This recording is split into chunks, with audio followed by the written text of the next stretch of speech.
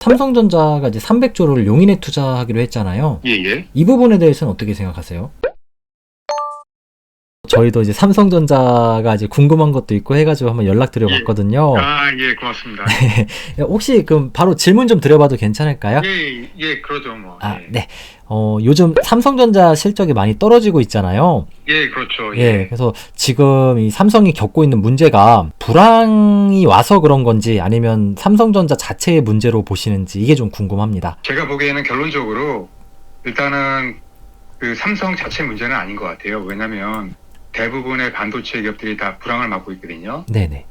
기본적으로 지금 이제 경기가 너무 안 좋기 때문에 경기에 영향을 많이 받는 것 같아요. 반도체라는 게 아무래도 이제 경기에 상당히 민감하거든요. 일단 저희가 이제 사용하는 뭐 전자제품이나 뭐 휴대폰이나 뭐 PC나 이런 거 있잖아요. 이런 게 다 이제 반도체가 쓰이잖아요. 네. 하다 보니까 이런 거는 우리가 많이 안 살 수밖에 없어요. 경기가 안 좋으면. 우리가 의식주 있잖아요. 이런 것들은 아무래도 이제 어쩔 수 없이 사용해야 되는 거지만 네네.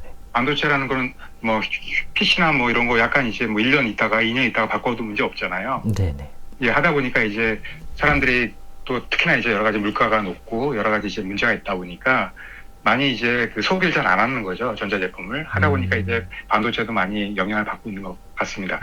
그리고 특히나 그 삼성 같은 경우에는 전반적으로 보시면 이제 메모리 중심의 회사잖아요. 네. 그러다 보니까 일단은 그 메모리 쪽에서 이제 심각한 지금 이제 타격을 받고 있는 것 같거든요. 네네. 기본적으로 이제 파운드리나 뭐 시스템 LSI 사업부 같은 경우에는 그렇게 이제 영향이 크진 않아요. 거의 미미한 수준이거든요. 네. 근데 이제 메모리 같은 경우에는 특히나 이제 최근에 뭐 재고가 상당히 많이 늘어나면서 그다음에 이제 가격이 많이 떨어지고 있지 않습니까? 네네. 그러면서 이제 심각한 타격을 받고 있는 거죠. 지금 반도체 불황이잖아요, 박사님. 말씀하신 것처럼. 이제 어려운 상황인데 지금 삼성전자가 좀 이런 상황을 극복하기 위해서 뭘 하고 있는지도 좀 궁금하거든요. 그렇죠.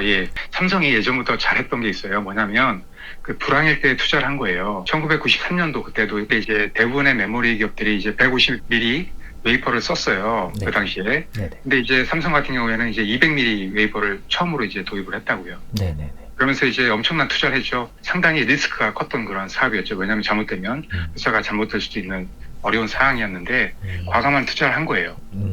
그래서 이제 그때 이제 투자해가지고 그 200mm 바꾸면서 이제 엄청난 수율과 그다음에 또 뭐 원가 절감과 이런 걸 통해서 이제 경쟁자들을 완전히 따돌린 거거든요. 네네네. 그래서 그 삼성이 지금도 하고 있는 게 그런 식으로 하고 있어요. 보시면 알겠지만 그 삼성이 아무리 불황이 돼도 줄이지 않는 게 있습니다. 뭐냐면 세 가지가 있는데요. 그 첫 번째는 이제 팹에 대한 투자예요. 그다음에 두 번째는 이제 사람에 대한 투자. 그다음에 세 번째는 R&D에 대한 투자입니다. 이거는 특히나 이제 다른 반도체 기업들이나 뭐 다른 뭐 산업의 기업들도 보시면 특히나 이제 반도체도 그렇지만 이제 많이 이제 몸을 사립니다. 투자를 뭐 축소를 하고 그다음에 여러 가지 이제 비용을 아끼고 뭐 이런 식으로 합니다. 물론 삼성도 비용은 아끼고 있지만 하지만 이제 이 세 가지 분야에 대해서는 절대 이제 돈을 아끼지 않는다는 거죠. 계속 이제 투자를 한다는 거죠. 오히려 투자를 더 많이 하고 있어요. 이럴 때일수록. 왜냐하면 이제 이렇게 이제 투자를 함으로써 이제 나중에 호황이 왔을 때 이제 완전한 격차를 벌일 수가 있거든요. 그래서 그 삼성 같은 경우에 지금 이제 그 전략이 뭐냐면 그 쉘퍼스트라는 전략을 쓰고 있어요. 이게 뭐냐면 호텔 같은 경우도 이제 먼저 이제 호텔 진 다음에 이제 고객을 받잖아요. 똑같아요. 파운드리 같은 경우도 그 팹을 먼저 지은 다음에 이제 고객을 받겠다는 거예요. 그리고 또 뭐 며칠 전에도 이제 용인에 300조 원을 투자하지 않습니까? 이런 식으로 그 투자에 대한 팹에 대한 투자는 절대 멈추지 않는다는 거죠. 오히려 더 많이 투자하고 있죠. 나중에 점유율을 더 높이려고. 그렇죠. 그다음에 인재도 마찬가지입니다. 빅테크 기업뿐만이 아니고 반도체 기업들 보시면 지금 엄청난 그 인원을 감원하고 있어요. 한 10% 이상 하고 있습니다. 뭐 마이크론이라든지 인텔이라든지 빅테크 기업들도 대부분 다 그렇게 하고 있거든요. 근데 이게 그 삼성한테는 기회라는 거죠. 왜냐하면 올해 보면 제가 보기엔 한 10,000명 가까이 뽑을 것 같아요. 삼성전자에서만. 그러면 이게 엄청난 그 인원이거든요. 그러니까 오히려 더 늘립니다. 채용 인원을. 왜냐하면 이제 이럴 때일수록 또 더 우수한 인재들을 더 얻을 수가 있어요. 그러니까 기회죠. 그리고 요즘 삼성전자 이제 또 파운드리 보면요. 시장 점유율이 TSMC가 더 격차가 벌어진 상황이잖아요. 그렇죠. 그럼 이 삼성전자가 TSMC를 좀 따라잡기 위해서는 앞으로 뭘 해야 될까요? 과제가. 이게 뭐 여러 가지가 있죠. 뭐 여러 가지가 있는데 일단 중요한 것만 말씀을 드릴게요. 네네. 일단 단기적으로 말씀드릴게요. 일단은 이제 수율을 좀 높여야 됩니다.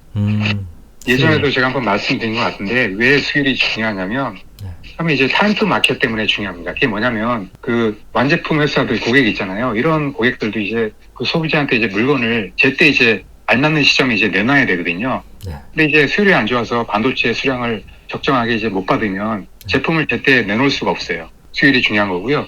그 다음에 또 왜 중요하냐면 일단은 그 수율이 안 좋아 버리면 아무리 많이 팔아도 이게 적자가 날 수가 있어요. 이익이 없을 수도 있고요. 그 헛장사하는 거죠. 수율이 안 좋으면 일단은 고객한테 이제 신뢰가 가지 않습니다. 네, 불량품이 많은 거니까. 예, 그렇죠. 그러니까 양품이라 해도 이게 이제 믿지 못하는 거죠. 요즘에 미국 그 반도체 지원법 때문에 말이 많잖아요. 예. 가장 큰 문제가 될 수도 있는데 그 초과 이익 환수 있잖아요. 나중에 뭐 이익이 크게 나면 뭐 공유한다 이런 얘기 있잖아요. 네. 이것도 기업의 어떤 목적이 보시면 이제 영리 추구잖아요. 기본적으로. 네. 근데 이제 충분한 뭐 영리를 취하지 못한다 그러면 기업이 노력할 이유가 아무래도 적어지겠죠. 그래서 이 문제는 그 미국 내에서도 여러 가지 문제가 있어요. 그러니까 과연 그렇게 해가지고 진짜 그게 제대로 된 거냐. 그 내부적으로도 그런 문제가 있는데 뭐 미국 정부에서는 반발을 또 하고 있더라고요. 아니다, 뭐 우리나라 미국 정부가 뭐 국내 기업에도 똑같이 하고 있다, 뭐 이런 식으로 뭐 얘기하고 뭐 하고는 있는데 아무래도 누가 봐도 이거는 이제 불리한 조건이거든요. 네. 예. 그래서 일단은 아마 협의가 들어갈 겁니다. 그 다음 달에 네. 그 한국의 대통령이 지금 방문하지 않습니까? 아마 분명히 이런 조항에 대해서 이제 다시 한번 협의를 할 거예요.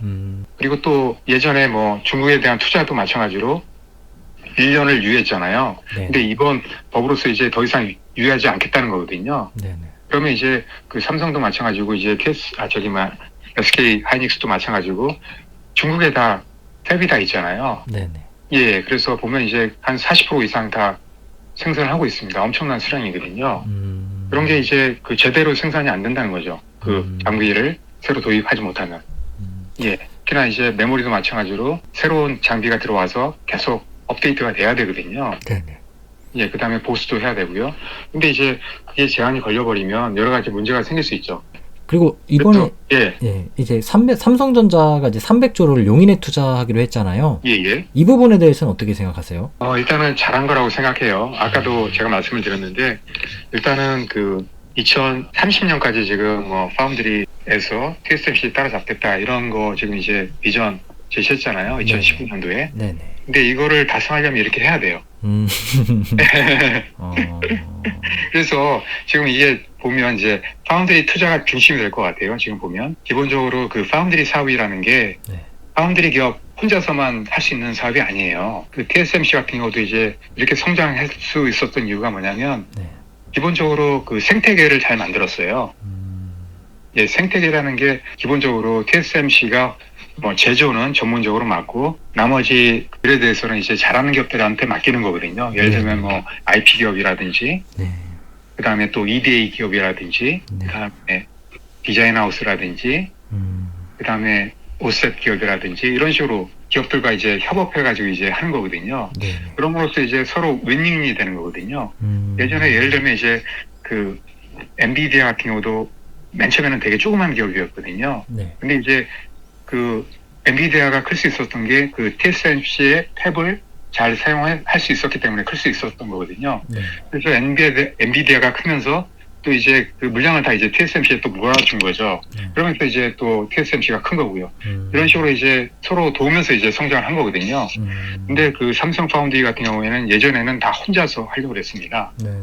그 처음에 이제 2005년도부터 삼성 파운드리가 시작을 했는데 원래는 근데 그때부터 계속 이제 모든 걸 다 내부에서 다 하려고 그랬어요.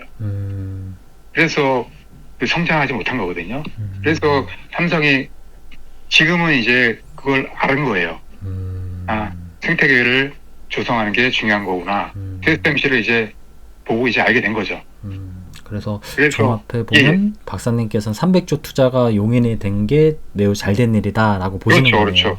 그래서 여기 지금 보시면 그 150개 파트너 기업들이 참여하거든요. 여기에는 뭐 소부장 기업이라든지 뭐 페미니스트 기업이라든지 다양한 기업들이 다 들어옵니다. 그런 식으로 이제 생태계를 만든다는 거죠. 그러면 박사님께서는 SK 하이닉스랑 이제 삼성전자의 좀 이렇게 전망을 어떻게 보시는지 궁금합니다. 예, 알겠습니다. 일단 삼성전자는 예전에도 제가 말씀드린 것 같은데 기본적으로 나쁘진 않습니다. 기본적으로 메모리만 어느 정도만 유지만 시켜준다라면은 분명히 클 수밖에 없어요. 그 파운드리가.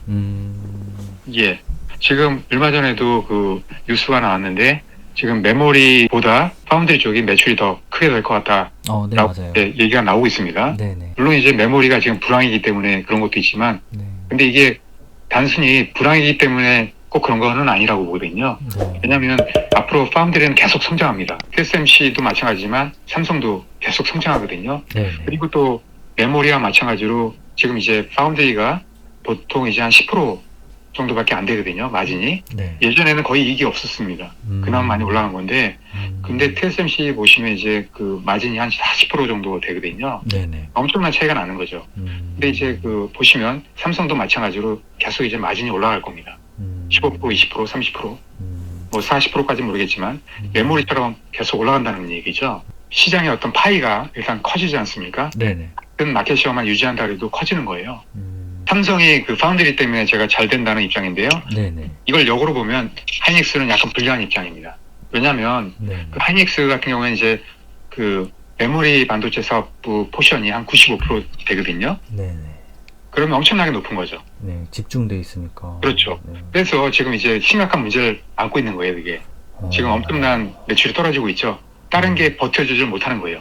그 삼성 같은 경우에는 파운드리에서 그만큼을 버텨주고 있는데 SK 하이닉스는 그게 없다는 거죠. 물론 지금 최근에 키 파운드리도 인수를 했습니다. 그래서 파운드리 사업도 계속 키우고 있지만 아직까지는 부족하다는 얘기죠. 그 예전에 보시면 메모리도 마찬가지로 2019년도에 불황이 왔습니다. 그래서 한 20% 정도 매출이 떨어졌거든요. 지금 불과 한 4년 가까이 돼가지고 이제 또 불황이 온 거예요. 근데 분명히 앞으로 4년 정도 있다가 또 온다는 거죠. 지금 회복된다 해도.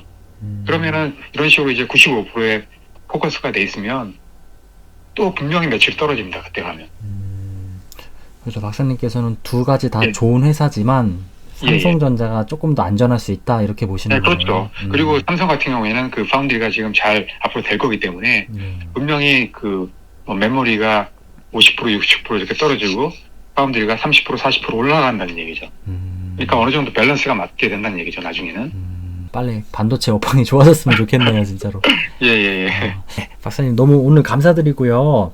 이번에 출판하신 서적도 반도체와 관련되어 있는 거잖아요. 그렇죠. 그 자율주행차와 반도체의 미래라는 책인데요. 최근에 보시면 이제 아까 말씀드린 대로 지금 반도체 업황이 상당히 안 좋습니다. 전반적으로 다. 근데 이쪽 차량용 반도체, 모빌리티 쪽은 상당히 좋습니다. 지금도. 지금도 이제 완성차 보시면 상당히 뭐 반도체가 없어가지고 생산을 제대로 못하는 상황이 지금도 이어지고 있거든요. 물론 이제 나아지고 있습니다만. 그래서 이런 상황이 계속 간다는 거죠. 그리고 특히나 앞으로 이제 그 차량의 반도체가 엄청나게 늘어나거든요. 지금 전기 자동차에는 1000개 이상이 쓰여요. 근데 3단계 조만간에 도입이 되면 뭐 3000개 이상이 쓰이고 5단계로 가면 몇만 개가 될 수도 있어요. 그 다음에 거기서 끝나는 게 아닙니다. 이게 자동차가 이제 모빌리티로 가거든요. 그러면은 모빌리티 시장은 엄청나게 3배 이상 더 큽니다. 차량용 반도체보다. 그러니까 그 차량용 반도체 사업하는 반도체 기업들이 그런 혜택을 다 온전히 받을 수 있는 거죠, 앞으로. 그런 내용들이 이 책에 다 들어가 있단 말씀이시죠? 다 들어가 있습니다. 저도 한번 꼭 구매해서 한번 읽어보도록 하겠습니다, 박사님. 그리고 이게 지금 전문가들 있지 않습니까? 반도체. 8분이 추천하신 책이거든요. 유명한 분들이. 그래서 뭐 믿고 보셔도 될 것 같습니다. 알겠습니다. 오늘 너무 고생 많으셨고요, 박사님. 알겠습니다. 고맙습니다. 다음에 또 기회 되시면 또 이렇게 채널을 통해서 만나 뵀으면 좋겠습니다. 알겠습니다. 고맙습니다.